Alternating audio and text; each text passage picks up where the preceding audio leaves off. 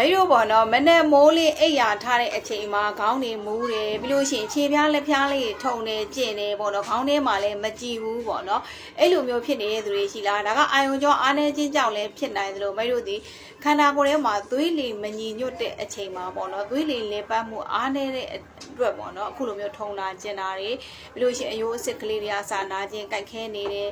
ခေါင်းထဲမှာလည်းမကြည့်မလဲအမြဲတမ်းလိုဖြစ်နေတယ်ပေါ့နော်ဒီလိုဖြစ်နေရဆိုလို့ရှိရင်မိတို့ကခန္ဓာကိုယ်သွေးလေလည်ပတ်မှုတွေအားနေလို့ပေါ့နော်အဓိကအကြောင်းရင်းကတော့သွေးလည်ပတ်မှုတွေမမှန်ကန်လို့ဖြစ်တာပေါ့နော်ဒါကြောင့်မိတို့ကအခုလိုမျိုးကိုကအမြဲလိုအိယာဓာတ်တွေမှာလည်းခေါင်းမူတတ်တယ်တနေ့ကိုခေါင်းထဲမှာမကြည့်မလင်ဖြစ်တယ်ခြေပြားလက်ဖျားလေးထုံကျင်နေတယ်ပြီးလို့ရှိရင်အယိုးအစ်စ်တွေကလည်းနာကျင်ကြိုက်ခဲနေတယ်ဆိုလို့ရှိရင်မိတို့ပေါ့နော်ကိုယ့်ရဲ့အိမ်မှာရှိတယ်ပေါ့နော်မိဖို့ကြောင်မှာရှိတယ်ဒါမိဖို့ကြောင်သုံးပစ္စည်းလေးတွေနဲ့မိတို့ကကိုယ့်အိမ်ထဲမှာလည်းစစ်တစ်ခွက်လုပ်ပြီးတော့တောက်လို့ရတယ်ပေါ့နော်ဒါကဘယ်လိုလုပ်ရမလဲဆိုလို့ရှိရင်အခုလိုမျိုးသွေးလည်ပတ်မှုအားနေတဲ့သူတွေအတွက်ပေါ့နော်မိတို့ဘာလို့လဲဆိုလို့ရှိရင်လို့ကြက်တော်အနီလိုတယ်ပေါ့နော်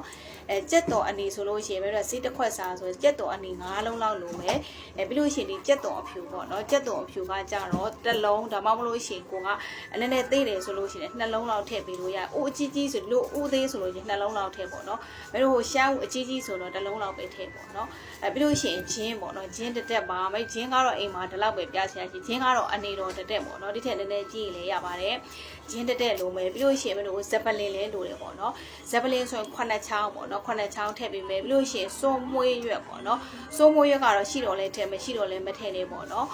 စိုးမွေးရွက်အလွယ်တကူရတယ်ဆိုလို့ရှိရင်စိုးမွေးရွက်ကိုမိတို့3ရွက်လောက်ထည့်ပေါ့နော်ဒီပဝင်ပစ္စည်းတွေမိတို့ကရေစင်အောင်ဆေးမယ်ပြီးလို့ရှိရင်ပါးလေးဒါကြက်တော်နေဆိုလို့ရှိရင်ပါးလေးလှိမယ်ဂျင်းတွေပါးလေးလှိမယ်ဇက်ပလင်ဆိုလဲထောင်းနည်းနည်းလေးထုပြီးထုဆေးပြအောင်ဆေးပြီးတော့ထုပြီးတော့ထည့်ပေါ့နော်အရွက်ကလေးဆိုလဲအဲ့လိုပဲပေါ့နော်ဒါညှက်ပြီးတော့ထည့်ပဲစိတ်ပြီးတော့ထည့်ဖက်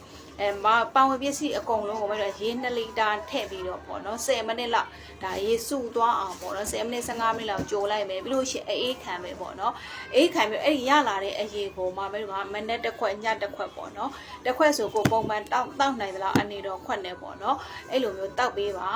အနေတိုင်းတောက်စီအောင်မလို့မိတို့ကတစ်ပတ်ကို2ကြိ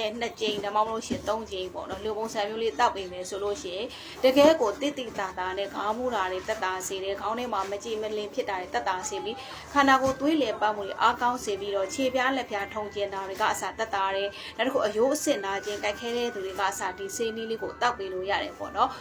ကိုကအစိမ့်လိုက်စားခြင်းနေဆိုတော့ထမင်းစားတဲ့အချိန်မှာအခုမိတ်ပြပြပါဝင်ပစ္စည်းတွေကိုပါလေးမျိုးထမင်းနဲ့အတုအမြုပ်လို့စားလို့ရတယ်ဒါပေမဲ့တစ်ခုတော့ရှိတယ်အဲ့လိုဒီနီလာကကြတော့မိတ်တို့အစာအိမ်ယောဂရှိတဲ့သူတွေအစာအိမ်အချင်းပြန်တဲ့သူတွေပြန်တက်တဲ့သူတွေကကြတော့ဒီလိုမျိုးတို့စားတာမျိုးမလုပ်နဲ့ပေါ့နော်ဒါကြောင့်ဒီနီလန်းလေးကိုလည်းအသုံးပြုကြည့်လို့ရပါတယ်ရှင့်